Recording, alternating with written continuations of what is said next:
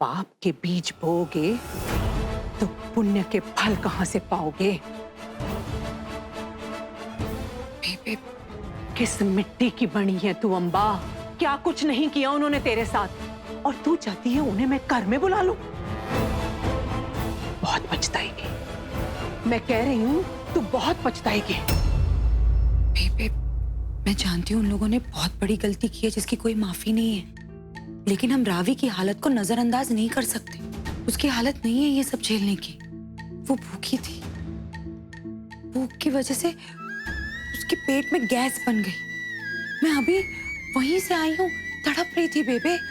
वो पेट से है, उसके साथ हम कैसे कर सकते हैं ये सब? मुझे कोई फर्क नहीं पड़ता उसे क्या परेशानी हो रही है या नहीं हो रही है।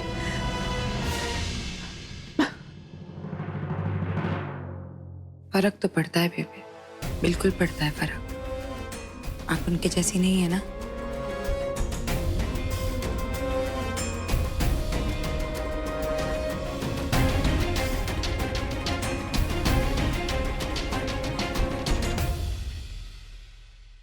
तूने बगले और केकड़े की कहानी तो सुनी है। बगला केकड़े को ये सोच के शरण देता है कि अब वो उसे काटेगा नहीं, पर केकड़ा तो उसको काटता है जाके, क्योंकि उसकी वही फितरत है। और इस केकड़े की तो माँ भी साथ में है। जे कोई और होता ना तो मैं भरोसा कर भी लेती, पर सुशीला, उसके दिल में बहुत जहर भरा है अम्बा।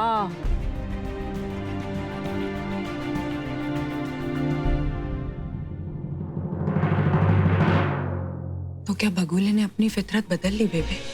मैं सिर्फ रावी को घर लाने की इजाजत मांग रही हूँ, दे दीजिए।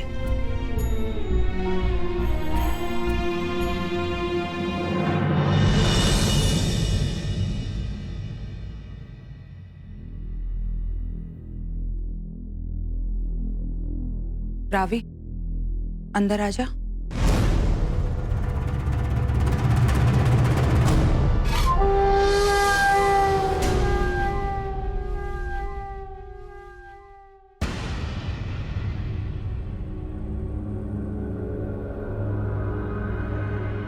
और चढ़ना की कर रही है? ना जगन, ना जगन, ना जगन।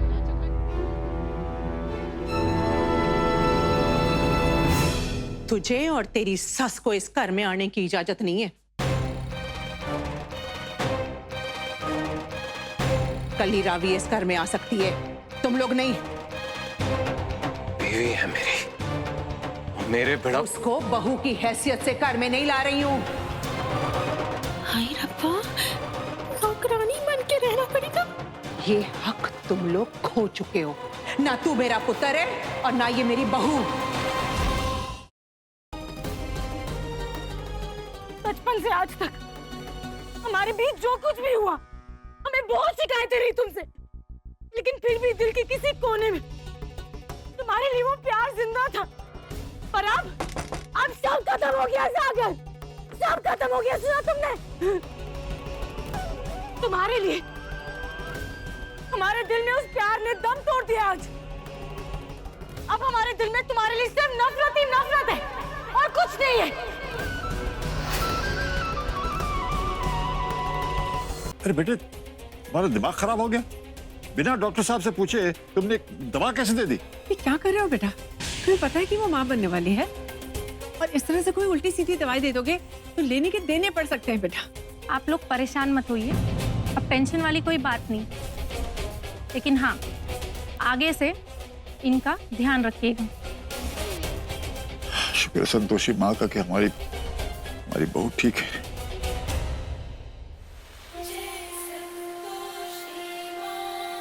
मटके से टकराया और मटके को ही कोस रहा है कि चोट लग गई, चोट लग गई।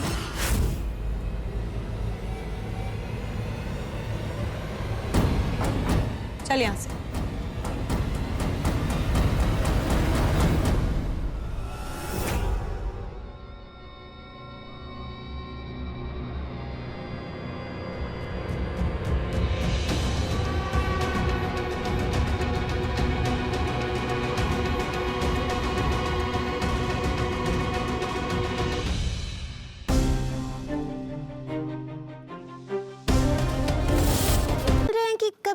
हम असाब पर बैठ सकते हैं?